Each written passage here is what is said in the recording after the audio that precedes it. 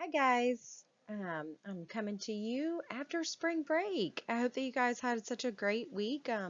Just hanging out and not having to worry about the any work, but maybe getting outside a little bit and having some fun with your family and doing some more stuff outside than what you might have done the week before. The week before was quite rainy. This week you got some really good weather this past week, so hopefully you got outside some. So as you can see, I have my little spring break emoji here, Bitmoji, but of course didn't get to do any swimming, but that's okay. We are staying healthy and staying well and staying home. So hope that you guys have done your part and are staying healthy as well. Okay, so last time that you guys met with Miss Neal, she told you that we were going to jump into lesson 22, which we are. The only thing was, when I was doing a little bit of research on 22, I noticed that you were going to miss half of a chapter if we skipped completely over 21. So we are going to do 21 and 22 in a combo lesson today. So it'll be a little bit longer than the rest of the lessons this week.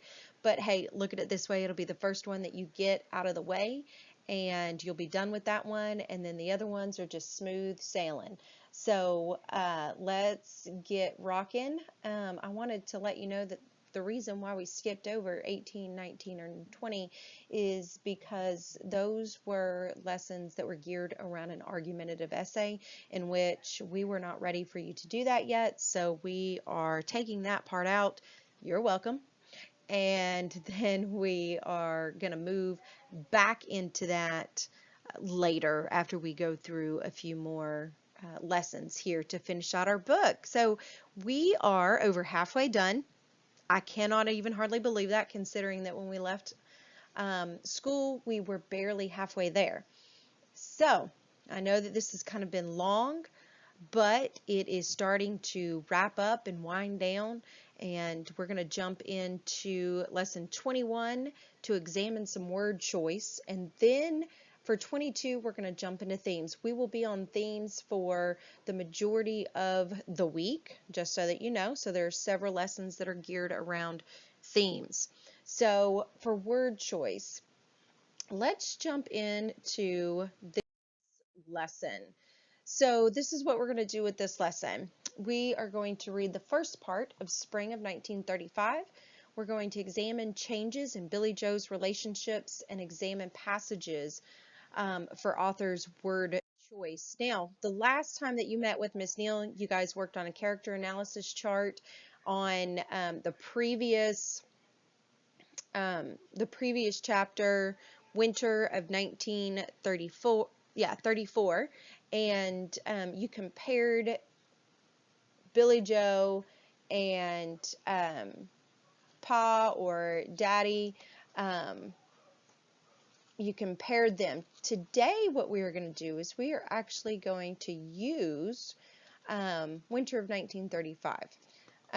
We are actually going to use that character analysis chart to jump into making some summaries about the relationships and the connections between those two characters, which is the same thing that we've been doing throughout the entire book. Each time that we fill out a character analysis chart, we are looking at the comparisons between Daddy and Billie Jo, and we are looking at how the physical, the descriptive nature of the writing describes both of them, and then finding evidence to support that, and then just digging into those relationships a little bit more. So you are going to need a copy of Out of the Dust, obviously, either your PDF or your actual copy, whichever you have, and then the character analysis chart that you did last time.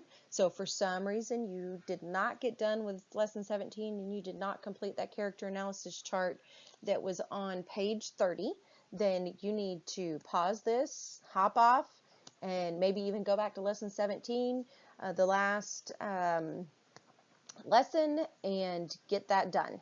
Okay?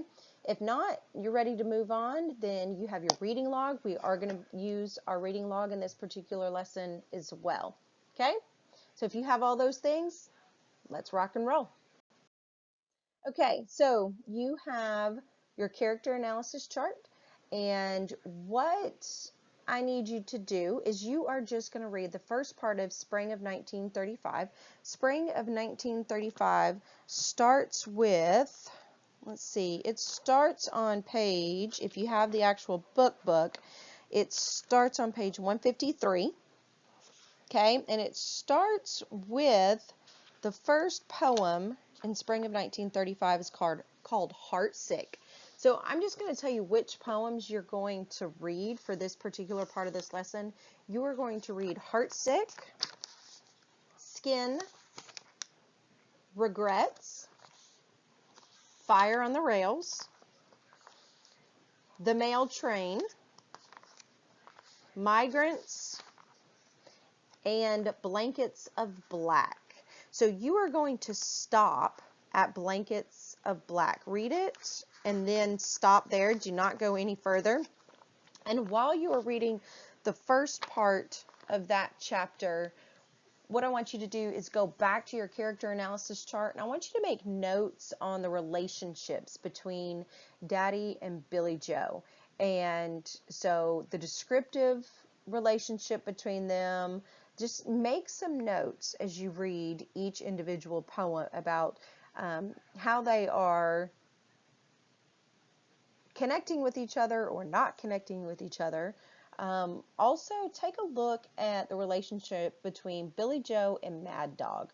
Those are the two relationships that we're going to look at when you are done reading the first part of Spring of 1935. So go ahead and stop the video here and do that part of the assignment first.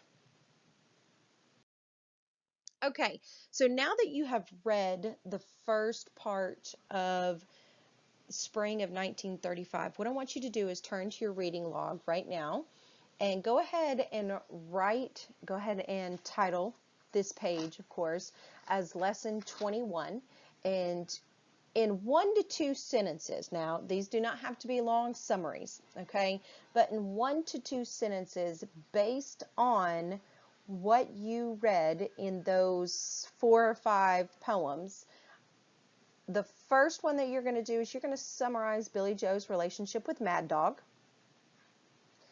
And then number 2, you're going to summarize Billie Jo's relationship with Daddy. So I want you to go back in there into those poems and give me an idea for their relationships between Billie Jo and Mad Dog, and then Billie Jo and Daddy. So you should have 2 things here that you're doing, but each one of them are going to just a really small summary, just a quick 1 to 2 sentence, and those are going in your reading log. So if you need to stop the video or the recording to do that now, go right ahead. Okay, so now that you have written your summaries, we're going to jump into word choice. So on word choice, we've talked about this a lot. We talked about it with figurative language. And specifically, I want to talk about the word choice that is used in, let me get to it, the Blankets of Black. Okay? We're going to look at the word choice and what the author, look at some specific words and see what the author chose and why do we think the author chose those particular words, and then what effect do those words have on us as the reader. Okay, so look at the excerpt that you have in front of you now. It's the second stanza of Blankets of Black. Just listen to me read it to you for just a second. It says, "On the second clear day we believed the worst was over at last. We flocked outside, traded in town, going to stores and coming out, only to find the air still clear and gentle, grateful for each easy breath." Look over the bolded words there. Flocked, and then that whole last sentence. Only to find the air still clear and gentle, grateful for each easy breath. Why do you think the author chose to use the words that are bolded here and the phrase there that is bolded? Why did the author choose to use the word flocked? To me, as I read this and thinking about what we know about the previous portions of the novel so far. It's been about the dust storms and about how difficult it's been to live during that particular time in Oklahoma in the Dust Bowl. And it says here, on the second clear day. Clear day. Now that's a clue to kind of give us an idea of what's going on here. So we know that it was a clear day, which was not very often. And it even says the worst was over at last. They believed that the worst was over at last. We flocked outside. So when it says we flocked outside, I feel like it just means they all just kind of came outside at one time almost. Everybody was outside. Everybody, they were in town, they were trading. So think about what it's like right now. We're all at home. We're all, staying in our houses, only coming out to, go to the store if we need to go to the store. Some of our parents are still working, but a lot of them are working from home. So when this is all over, what do you think we're all going to do? Right? We're all going to flock to the movie theaters, or we're all going to flock to the malls or to the jump zones, right? So I think that's exactly what is meant here by the use of this word flocked. Now, could the author have chose a different word? Absolutely. The author could have said we gathered outside, right? Does it really make the same impression on us? Probably not, right? That's why the authors choose the words that they do. So word choice is very important. We learned that from Hatchet too. Word choice is very important, especially in a book that is written like this book is. It is novel in verse, right? It's stanza by stanza. It's very poem-esque, right? So it needs to have a lot of imagery and a lot of descriptive words here. So I think that it's very important for us to look at those particular words that we might not always use in our everyday language, but when we're really trying to paint a picture of something, these word choices are very important, just like here and in many other parts in this book. So we flocked outside. Now, let's look at the phrase that's used here. Only to find the air still clear and gentle. Grateful for each easy breath. Would we typically describe the air as being gentle in our normal everyday language? No, probably not. But why do you think he's using the word, or Karen Hess is using the word gentle in this particular case? It says the air is gentle. Has the air always been gentle in Oklahoma for them during this time? No, it hasn't. It's been very hard to breathe. It's been scratchy. It's even, it describes in some of the texts that we've read, suffocated people, right? So the sand that has been in the air has definitely not made it clear. It's made it very difficult for people to breathe, has made it very difficult for people to continue to do the things that they're doing. So I think that it's very impressionable, let's use that word again, right, on us as readers. It gives us a really good idea of maybe how the people are feeling in this moment, that the air is so clear, they are grateful for an easy breath. So they can breathe in clearly. The air is gentle for once. Really kind of might give you an idea of, how they were feeling and why all of them were outside the way that they were, right? So, yeah, word choice is very important here. So, all you're going to do for the rest of this lesson, like this is why I lumped this in together, because this is it for lesson 21, is I want you to copy 3 to 4 lines from this particular poem, Blankets of Black. And I want you to underline words and phrases that you find interesting in some way, just like flocked and just like breathing in that gentle air. Look for things that we would not typically say in our everyday language, right? So, and I want you to think about why the author chose the underlined words and phrases and explain that. So in your reading logs, you're just gonna, copy down 3 or 4 lines from the poem or 3 or 4 things that stood out to you.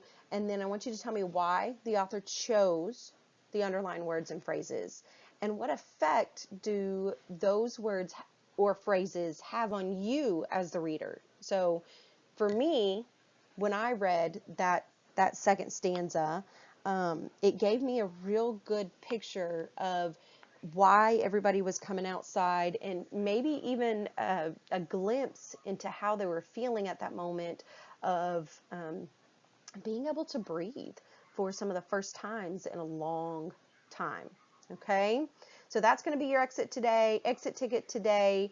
And this will also be included on the forms that we use for lesson 22. I'm just going to put them all in one. So it's going to be a lesson 21-22 lump word choice forms document. So what you learned from this lesson today. In this particular lesson, we examined how Billie Jo's relationships are changing. So you summarized the relationship between Billie Jo and Mad Dog, and you summarized the relationship between Billie Jo and Daddy. And you have gained a little bit of insight as to how those relationships might be changing. You also chose a passage and wrote about the author's choice of words in this particular lesson. So if you need to go back a little bit here, this is where lesson 21 ends. I'm going to go ahead with lesson 22, but like I said, this was very, very short and sweet and to the point. I didn't want to leave it out because we did learn quite a bit from this first chunk of spring of 1935. So with lesson 22, we will use the rest of the chapter and we will jump into that in just a second. But go ahead and stop and do your exit ticket work for lesson 21 and then pick back up and we'll jump right into lesson 22. Okay? All right, so lesson 22, uncovering emerging themes. So remember what themes are, or a theme. If you remember from class with all of um, our my mind just went completely blank. Our signposts, our notice and notes, our signposts that we have up all over the classroom, where we have like aha moment, memory moment, and the different things. What do the majority of those things, when we see those moments in novels, what do?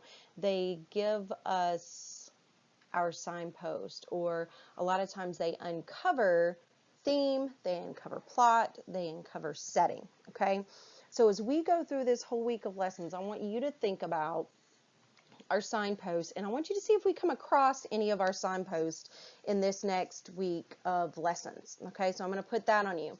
Of course, the lesson 21 was the first half of spring of 1935, where we discussed Billie Jo's changing relationships and examined the author's word choice. Hopefully you have your 1 to 2 sentence summaries of the relationships between Billie Jo and Mad Dog and Billie Jo and Daddy, as well as the 3 to 4 word or phrase choices that you found in blankets of black, and that way you don't have to go back to that. So we're just going to move right on forward with what we're going to do for lesson 22. We're going to finish reading spring of 1935, so we are knocking out an entire chapter where before we've spent a couple of weeks on one chapter. We're going to discuss the themes that we start to see emerging, and you are actually going to independently determine one of the poem's themes here in the rest of this chapter. Okay, so let's just jump right into it. On page 31 of your purple folder, you will find that you have another TP-CASTT graphic organizer. If you remember, we did one of these way back at the very beginning. I think it was one of the second or third graphic organizers that we actually filled out.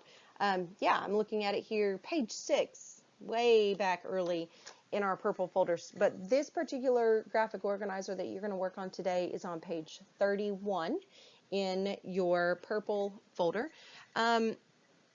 It says you're going to need your reading log, but I didn't write anything down in the reading log. So unless you take some notes or something of that nature, I'm not going to say that you're going to need your reading log for this particular lesson today.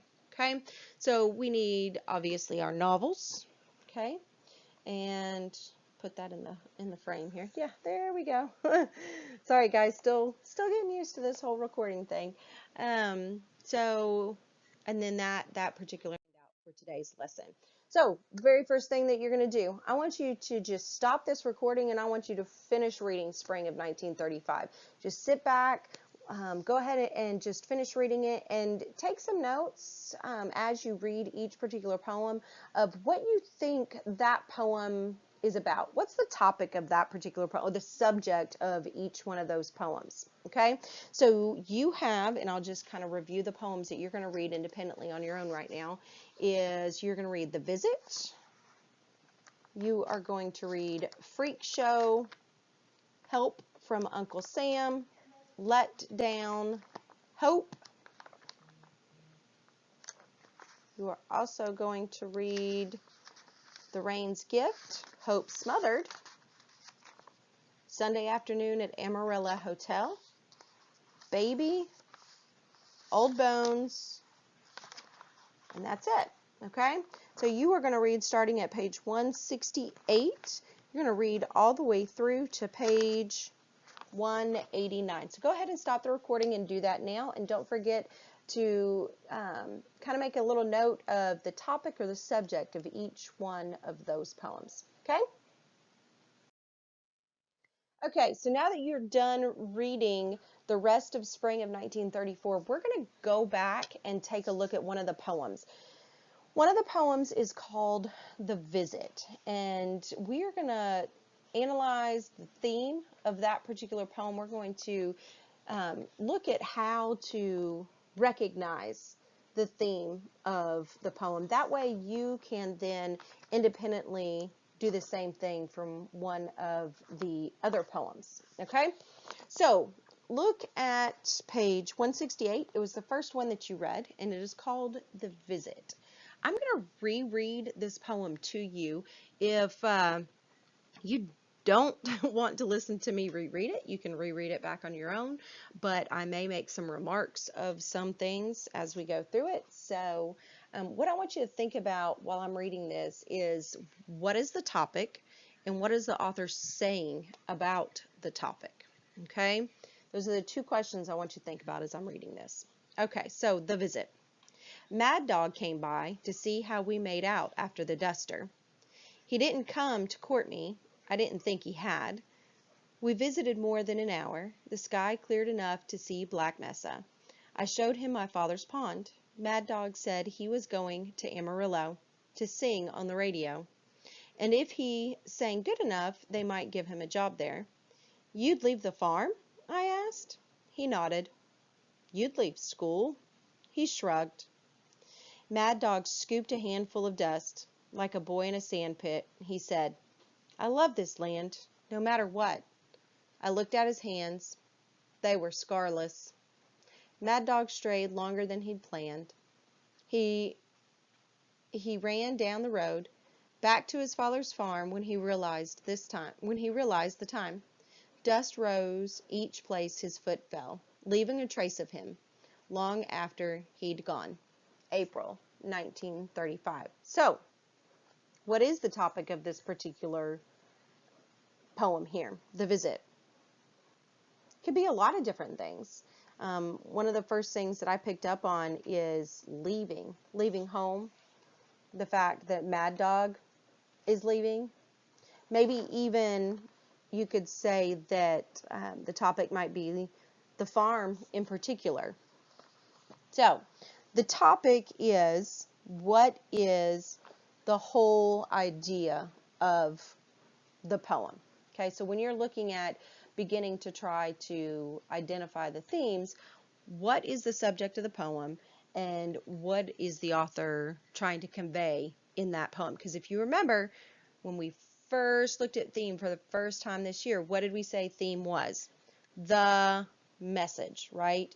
THEMESSAGE,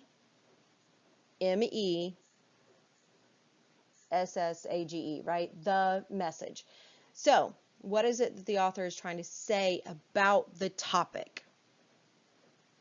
So here's where you really start to answer the theme questions. And how does the author draw our attention to the words that imply the theme? Okay, so let's talk this out for just a second. So I'm looking at this, and one of the things that strikes me is when it says, Mad Dog scooped a handful of dust. Like a boy in a sand pit, he said, I love this land, no matter what. So he's telling Billie Jo that although he does want to leave and he wants to go and pursue his dream of singing, and he's going to be able to get out of the Dust Bowl, he does still really love the land. And he even says, you know, he picks it up and he touches it and he says, I really do love this land. And then something else that struck me when I was reading it was when it says at the very end, it says that, you know, when he realized what time it was and he took off and he ran back to his farm, it says, dust rose each place his foot fell, leaving a trace of him long after he'd gone. The author drew my attention to that particular spot because I thought, if this poem is about leaving, but not necessarily liking everything that comes with leaving, right? Like he wants to go and pursue his dream of singing, but he still loves the land. It says here that,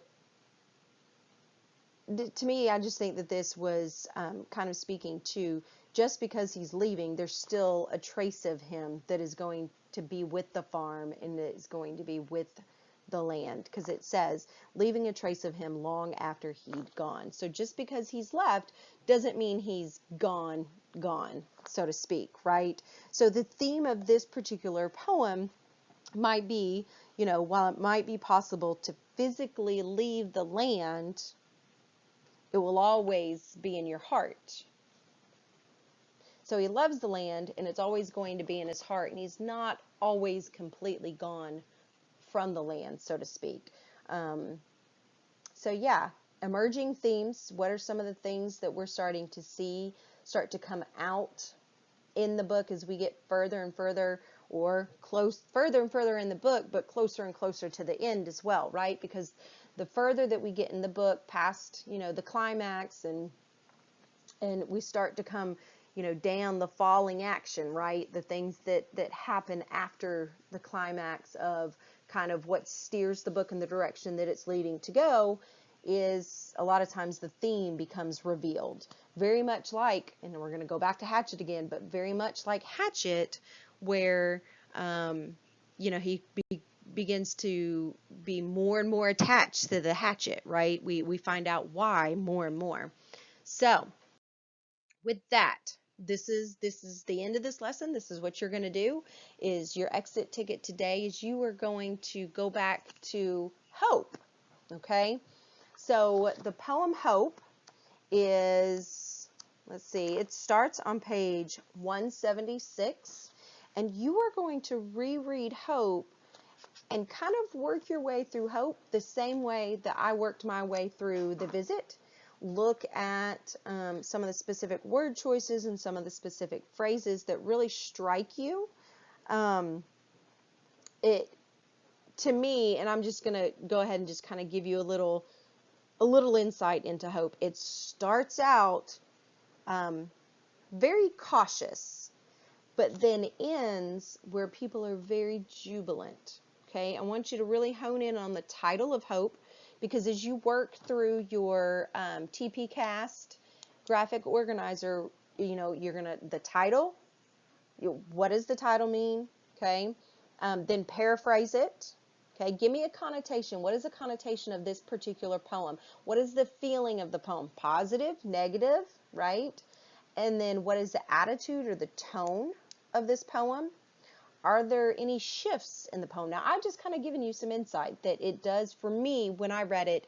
It shifts from beginning very cautious to ending very jubilant or excited or happy. And then at the very end of it, what you're going to do is you're going to tell me what the theme of this particular poem, Hope, was. So just like we said in the visit, the theme is, or the theme statement you could say, is that, you know, while it might be possible to physically leave the land, his heart will always be a part of the land. I want you to write your own theme statement on this poem, Hope. And that's the last box in your graphic organizer there. Okay? So, once you've completed all that, then boom, you're done, right? In this lesson, we analyzed a poem for theme. I mixed my two words together there. A poem for theme. And remember that I couldn't get my pen to work, but if I could get my pen to work, I would do the same thing that I did in class before, right? Put my slash between my word theme, right? Right in between the E and the M. Put a slash right through that, and it's the message, right? What is the message? And then you also read a poem and independently developed a theme statement on your own. So really, just go back, read Hope, and complete that graphic organizer, and you're done with both of these lessons today. So that's 2 lessons, 1 day. You guys have done a great job today. I am going to share the Microsoft Forms link for lesson 21. That way you guys can put in your sentence summaries on the relationships that Billie Jo has the changing relationships that Billie Jo has, and then also for you to give me at least one of the 3 or 4 word choices that you made and explain why you feel like the author made that particular word choice. That is going to be in the link that I'm going to put below. And if you guys have been following the emails consistently, you'll know that I have worked out the kinks in those of you who have the student computers and the YouTube channel is blocked. I've worked out a fix for that. We are going to email the link to this video through the Stream app, which is on your 365. And you're going to be able to view that without having to go to YouTube. Those of you who have already just subscribed to the YouTube channel, keep going there if that's what you choose. If you like the YouTube, do that. But I have the I will have it in both places for you. So those of you who have student computers, you'll be able to view it without YouTube. Those of you who like the YouTube, you can still go to YouTube, or you can view it in this new version as well. So with that, we are going to continue with themes the rest of this week. So keep working, keep doing what you're doing, keep just being healthy and staying safe. And as soon as we know more about school being closed or open or whatever, you know, we're going to let you know. And I would love for us to just finish out of the dust together and keep working. So we've got a plan for you. Miss Neal and I are going to work out the rest of these lessons, and we are going to rock this thing. Okay? So keep doing what you're doing. We miss you, and we will talk soon. Bye, guys.